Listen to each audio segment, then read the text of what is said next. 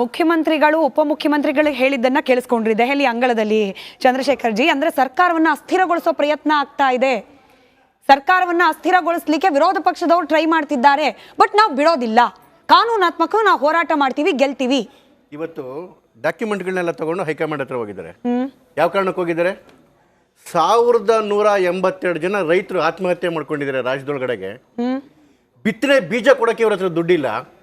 ಅದೇ ಕಾರಣಕ್ಕೋಸ್ಕರ ಏನು ಒಂದು ಬೋರ್ ಕೊರ್ಸಿಲ್ಲ ಗಂಗಾ ಕಲ್ಯಾಣದೊಳಗಡೆಗೆ, ಏನು ಅಂಗನವಾಡಿ ಮಕ್ಕಳಿಗೆ ಊಟ ಕೊಡೋಕೆ ದುಡ್ಡಿಲ್ಲ, ಶಿಕ್ಷಕರಿಗೆ ಸಂಬಳ ಕೊಟ್ಟಿಲ್ಲ, ಶಾಲೆಗಳು ನಡೀತಿಲ್ಲ, 1900 ಬಸ್ಗಳು ಕೆಟ್ಟು ನಿಂತಿದ್ದಾವೆ ಡಿಪೋ ಒಳಗಡೆಗೆ, ಟೈರ್ ಹಾಕ್ಸಕ್ಕೆ ದುಡ್ಡಿಲ್ಲ, ರಾಜ್ಯ ದಿವಾಳಿ ಆಗೋಗಿದೆ. ಈ ರಾಜ್ಯನ ಹೆಂಗ್ ಕಾಪಾಡಬೇಕು ಅಂತ ಕೇಳೋದಕ್ಕೆ ಹೈಕಮಾಂಡ್ಗೆ ಹೋಗಿದ್ದಾರೆ ಅವರು. ಏನಕ್ಕೆ ಹೋಗಿದ್ದಾರೆ ಇವರು? ಇಲ್ಲೊಬ್ಬ ಸಣ್ಣ ಕಳ್ಳ ದೊಡ್ಡ ಕಳ್ಳನ ಕೇಳಕ್ ಹೋಗಿದ್ದಾನೆ, ಪೊಲೀಸ್ ತಪ್ಪಿಸ್ಕೊಳ್ಳೋದು ಹೆಂಗೆ ಅಂತೇಳಿ. ಯಾರಿದ್ದಾರೆ ಹೈಕಮಾಂಡ್ ಅಲ್ಲಿ? ಯಾರು?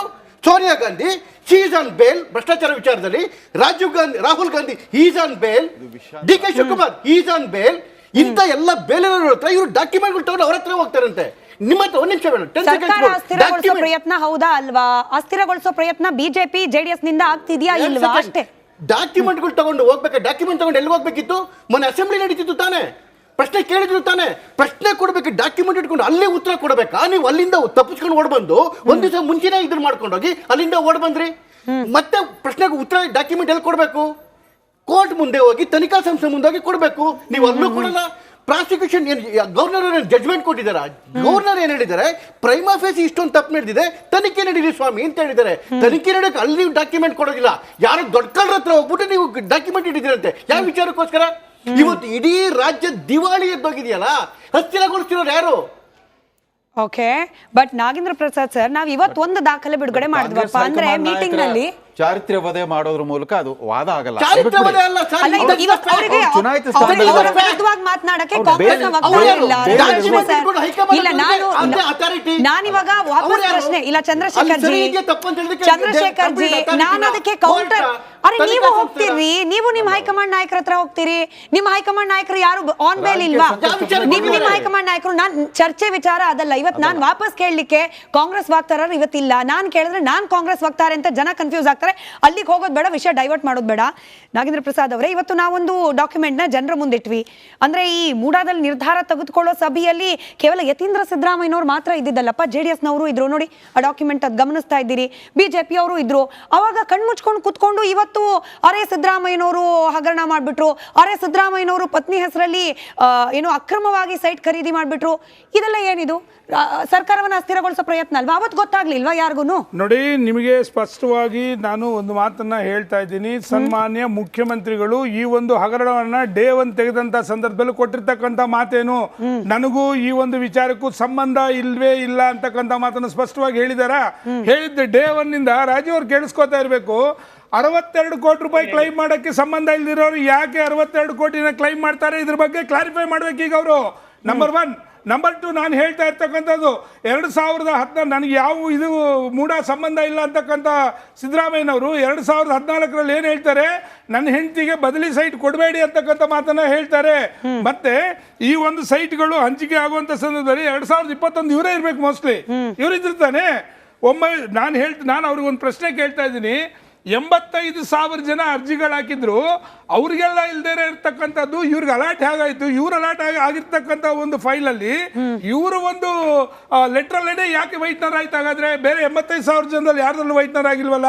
ನೋಡಿ, ಯಾಕೆ ಸನ್ಮಾನ್ಯ ಇಲ್ಲಿರ್ತಕ್ಕಂಥ ಬೆಂಗಳೂರಿನ ಒಂದು ಮಂತ್ರಿ ರಾತ್ರಿ ಮೈಸೂರು ಬಂದು ಹೆಲಿಕಾಪ್ಟರ್ ಅಲ್ಲಿ ನಿಮ್ಮ ಫೈಲ್ಗಳನ್ನೆಲ್ಲ ಯಾಕೆ ತರ್ತಾರೆ? ಹಾಗಾದ್ರೆ ಇವೆಲ್ಲದಕ್ಕೆ ಉತ್ತರ ಕೊಡ್ಬೇಕಲ್ಲ ನೀವು. ಹಾಗಾದ್ರೆ ಮೊದಲು ಸಂಬಂಧ ಇಲ್ದಿರೋ ವ್ಯಕ್ತಿಗಳು ಮಾತಾಡುವಂತ ಸಂದರ್ಭದಲ್ಲಿ ಯಾವುದೇ ಕಾರಣಕ್ಕೂ ಅವರು ಏನು ನಾನು ಕ್ಲಾರಿಫೈ ಮಾಡ್ತಾ ಇದ್ದೀನಿ ಅಂತಕ್ಕಂಥ ಜವಾಬ್ದಾರಿಯುತವಾಗಿ ಮಾತಾಡಬೇಕು. ಇವ್ರು ಮಾಡ್ತಾ ಇರ್ತಕ್ಕಂಥದ್ದು ಕೇವಲ ಇವ್ರ ತಪ್ಪುಗಳನ್ನು ಮುಚ್ಕೊಳ್ಳೋದಿಕ್ಕೆ ದ್ವೇಷದ ರಾಜಕಾರಣ ಬಿಟ್ಟರೆ ಇವರಲ್ಲಿ ಬೇರೆ ಏನೂ ಇಲ್ಲ. ನಾನೀಗ ಅವ್ರನ್ನ ಕೇಳ್ತಾ ಇದ್ದೀನಿ. ನಾನು ಕೇಳಿರ್ತಕ್ಕಂಥ 3 ಪ್ರಶ್ನೆಗಳು ಅವ್ರು ಉತ್ತರ ಕೊಡ್ಬೇಕೀಗ. ರಾಜೀವ್ ಸರ್ ಕೇಳಿಸ್ತು ಅಂತ ಭಾವಿಸ್ತೇನೆ ನಾನು. ಕೇಳ್ತಾ ಇದೆ.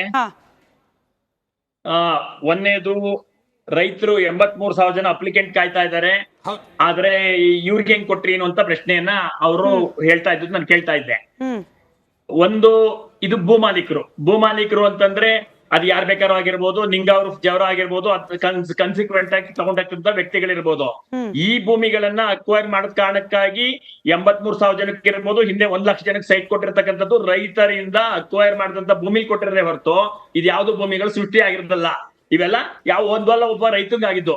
ಅದೇ ರೈತ ನೀನು ತಗೊಂಡಿರ್ತಕ್ಕಂಥ ಜಮೀನಿಗೆ ಕಾಂಪನ್ಸೇಷನ್ ಕೊಡದೆ ಅಕ್ವಿಷನ್ ಪೂರ್ತಿ ಕಂಪ್ಲೀಟ್ ಮಾಡದೇ ಇದ್ದಂತ ಜಮೀನ್ ಆದ್ರಿಂದ ಇದಕ್ಕೆ ಪರಿಹಾರದ ರೂಪದಲ್ಲಿ ಯಾವ ರೀತಿ ಕೊಡ್ಬೇಕು ಅಂದಾಗ ಅವರು ಒಂದೇದು ಲ್ಯಾಂಡ್ ಅಕ್ವಿಷನ್ ಆಗಿಲ್ಲ ಅಂತಂದ್ಮೇಲೆ ಅದ್ರ ಮೇಲೆ ಲೇಔಟ್ ಮಾಡಿರ್ತಕ್ಕಂಥ ತಪ್ಪನ್ನ ಇಂಜಿನಿಯರಿಂಗ್ ಸೆಕ್ಷನ್ ಮೂಡ ಮಾಡ್ಬಿಟ್ಟಿತ್ತು ಅನ್ನೋದು ಪ್ರಾಧಿಕಾರ ಸಭೆ 2014, 17, 2001 ಒಂದೇ ನಿಮಿಷ ಸರ್ ಕೇಳಿ ಸರ್. ನೀವು ಕೇಳುವಾಗ ನಾನು ಕೇಳಿರೋದನ್ನ ನಾನು ಏನ್ ಗಮನಿಸಿದೀನೋ ಡಾಕ್ಯುಮೆಂಟ್ ಅದು ನಿಮ್ ಗಮನಕ್ಕೆ ತರಕ್ ಸಾಧ್ಯ ಇದೆ. ಯಾಕೆಂದ್ರೆ ನಾ ಬಂದಿರೋದು 2020ರಲ್ಲಿ, ಇದು ಲೇಔಟ್ ಮಾಡಿರ್ತಕ್ಕಂಥದ್ದು 2001ರಲ್ಲಿ. ಯಾರು ಇಂಜಿನಿಯರಿಂಗ್ ಸೆಕ್ಷನ್ ಇದ್ರು, ಯಾರು ಹೆಂಗ್ ಮಾಡಿದ್ರು ಅನ್ನೋದನ್ನ ನಾನೇನು ಇವತ್ತು ಉತ್ತರ ಹೇಳಕ್ಕಾಗಲ್ಲ. ಈ ಮಾಡೋದಕ್ಕೂ ಮೊದಲು ಮೂಡ ದುಡ್ಡನ್ನ ಅಲ್ಲಿಗೆ ಹಾಕಕ್ಕೂ ಮೊದಲು, ಅಲ್ಲಿ ಬೇಸಿಕ್ ಡೆವಲಪ್ಮೆಂಟ್ ನ ಮಾಡಕ್ಕೂ ಮೊದಲು ಆ ಇಂಜಿನಿಯರಿಂಗ್ ಸೆಕ್ಷನ್ ಅಲ್ಲಿದ್ದವ್ರು ನೋಡ್ಬೇಕಿತ್ತದು. ಅದ್ ಯಾಕೆ ಮಾಡ್ಲಿಲ್ಲ ಅಂತಂದ್ರೆ ನೀವು ಪ್ರಶ್ನೆ ಕೇಳೋದು, ನಾನು ಪ್ರಶ್ನೆ ಕೇಳೋದು ಬಿಟ್ರೆ ಇನ್ನೇನು ಬಂದೆ ರಾಜೀವ್ಜಿ ಬಂದೆ. ಚಂದ್ರಶೇಖರ್ ಸರ್, ಕ್ವಿಕ್ ಆಗಿ ನಾನು ಒಂದು ಬ್ರೇಕ್ ಹೋಗ್ಬೇಕು. ಬ್ರೇಕ್ ಆಗಕ್ ಮುಂಚೆ ಬಿಜೆಪಿ ವಕ್ತಾರರದು ಒಂದ್ ಸವಾಲ್ ಇದೆ ನಿಮ್ಗೆ, ಹೇಳಿ ಚಂದ್ರಶೇಖರ್. ಇಲ್ಲ ಪ್ರಾಬ್ಲಮ್ ಏನಾಗ್ತಿದೆ ಅಂತ ಹೇಳಿದ್ರೆ ಇವ್ರು ನೋಡ್ತಿರೋ ಪ್ರಿಸಮ್ 2020 ಈಚೆ ಕಡೆಗೆ ಮಾತ್ರ ಆಗಿರ್ತಕ್ಕಂಥ ಅಷ್ಟು ದೋಖಾಗಳು ಶುರುವಾಗಿರೋದು 1998ರಲ್ಲಿ ಡೆಪ್ಟಿ ಸಿಎಂ ಆದಾಗ ಶುರುವಾಗಿದ್ದು. ಸಿಎಂ ಇದ್ದಾಗ ಏನು ಲೆಟರ್ಗಳು ಬಂತು 2004ರಲ್ಲಿ, ಯಾವಾಗ ಧ್ರುವ ಕುಮಾರ್ ಅವರು ಅಧ್ಯಕ್ಷರಾಗಿದ್ರು, ಮೂಡ ಅಧ್ಯಕ್ಷರಾಗಿದ್ರು, ಆಗಲೇ ಕಂಪ್ಲೀಟ್ ಆಗಿ ನಡೆದಿರ್ತಕ್ಕಂಥದ್ದು. ಆ ಲೆಟರ್ಗೆ ಮಾರುಕಟ್ಟೆ ಬೆಲೆ ಕೊಡ್ತೀವಿ ಅಂತ ಕೇಳಿದ್ರೆ ಬೆಲೆ ಕೊಡೋದು ಬೇಡ. ಯಾರು ಬೇಡ ಅಂದಿದ್ದು? ಧರ್ಮಪತ್ನಿ, ಮುಖ್ಯಮಂತ್ರಿಗಳ ಧರ್ಮಪತ್ನಿ 60-40 ಅನುಪಾತ ಬೇಡ ನನಗೆ, ಇದೇ ಜಾಗದಲ್ಲಿ ಇಷ್ಟೇ 50-50 ಬೇಕು ಅಂತ ಆಗಿದ್ದು. ಅದಾದ್ಮೇಲೆ 2017 ಡಿಸೆಂಬರ್ ಒಳಗಡೆಗೆ ಇದೇ ಮೂಡ ರೆಸಲ್ಯೂಷನ್ ಮಾಡಿ ರಾಜ್ಯ ಸರ್ಕಾರಕ್ಕೆ ತಿಳಿಸ್ತಕ್ಕಂಥ ಅವಶ್ಯಕತೆ ಇಲ್ಲ. ಇನ್ಮೇಲೆ ನಾವೇ ಮಾರಬೇಕು ಅಂತ ಮಾಡಿದಾಗ ಅದರ ಹಿಂದೆ ನಡೆದಿರ್ತಕ್ಕಂಥ ಇಷ್ಟು ದೋಖಗಳಿಗೆ ಇದಿಷ್ಟರ ಜೊತೆಗೆ ನಾನು ಆಗ್ಲೇ ಹೇಳಿದಾಗೆ ಇನ್ನೂ 5 ಪ್ರಮುಖ ಪ್ರಶ್ನೆ ರಾಜೀವ್ ಅವರಿಂದ ಉತ್ತರ ಬೇಕು. ಒಂದು ಚಿಕ್ಕ ಬ್ರೇಕ್ ಹೋಗೋ ಸಮಯ, ಬ್ರೇಕ್ ನಂತರ ಚರ್ಚೆ ಮುಂದುವರಿಯುತ್ತೆ, ಮಿಸ್ ಮಾಡಬೇಡಿ. ಯಾಕಂತಂದ್ರೆ ಇವತ್ತಿನ ಮಹಾಭಾರತ ಚರ್ಚಾ ಕಾರ್ಯಕ್ರಮದಲ್ಲಿ ಮೂಡಾದ ಮಾಜಿ ಅಧ್ಯಕ್ಷರಿದ್ದಾರೆ. ಇಲ್ಲಿವರೆಗೂ ಯಾವುದೇ ಮಾಧ್ಯಮಕ್ಕೂ ಕೂಡ ರಾಜೀವ್ ಅವ್ರ ಪ್ರತಿಕ್ರಿಯೆ ಸಿಕ್ಕಿರಲಿಲ್ಲ, only on Republic Kannada. Captain Arjun ಕೊಂದಿದ್ದು ಯಾರು? ಅವ್ರ ನರೇಟಿವ್ ಎಲ್ಲಿ ತಂದಿಟ್ಟಿದ್ದಾರೆ ಅಂತಂದ್ರೆ ಸಂಪತ್ತನ್ನ ಹಂಚಿಬಿಡೋದು ಅಂತ. ಇದು ಸ್ಟುಡಿಯೋ ಟಿಪ್ಪು ಜಯಂತಿ ಮಾಡಕ್ಕೆ ಅವ್ರಿಗೆ ಖಂಡಿಸಿದ್ರು. Very nice. ಯಾರು ತಪ್ಪು ಮಾಡಿರೋದಿಲ್ಲಿ? ಓಲೈಕೆ ಹೇಳಿಕೆ ಇದು ಅಂತ ಹೇಳಿ ಯಾಕೆ ಪರಿಗಣಿಸಬಾರದು?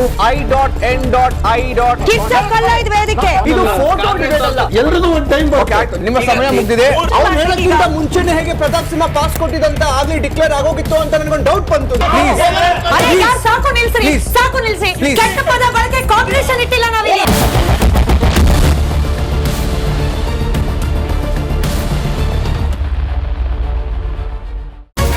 ರಿಪಬ್ಲಿಕ್ ವರ್ಡ್ ಆಪ್ ಇದು ಕೇವಲ ಅಪ್ಲಿಕೇಶನ್ ಅಲ್ಲ, ಸಮಗ್ರ ಸುದ್ದಿಗಳ ಸಂಪರ್ಕ ಮಾರ್ಗಕ್ಕೆ ಕ್ರಾಂತಿಕಾರಿ ಬದಲಾವಣೆ. ರಿಪಬ್ಲಿಕ್ ವರ್ಡ್ ಆಪ್ ಕೇವಲ ಸುದ್ದಿ ಅಪ್ಲಿಕೇಶನ್ ಪರಿಚಯಿಸ್ತಾ ಇಲ್ಲ, ಬದಲಾಗಿ ಡಿಜಿಟಲ್ ಸುದ್ದಿ ಬಳಕೆಯ ಹೊಸ ಯುಗಕ್ಕೆ ನಾಂದಿ ಹಾಡ್ತಾ ಇದೆ. ಇದೊಂದು ಬ್ರೇಕಿಂಗ್ ನ್ಯೂಸ್, ಪ್ರಭಾವಶಾಲಿ ಕಾರ್ಯಕ್ರಮಗಳಿಗೆ ಗಟ್ಟಿಯಾದ ನ್ಯೂಸ್. ಇಲ್ಲಿ ಕೇವಲ ತಾಜಾ ಸುದ್ದಿ, ಅದರ ನೇರ ಪ್ರಸಾರ ಮತ್ತು ಚರ್ಚೆಗಳಿಗೆ ಮಾತ್ರ ಅವಕಾಶ. ರಿಪಬ್ಲಿಕ್ ವರ್ಲ್ಡ್ ಆಪ್ ಡೌನ್ಲೋಡ್ ಮಾಡಿಕೊಳ್ಳಿ.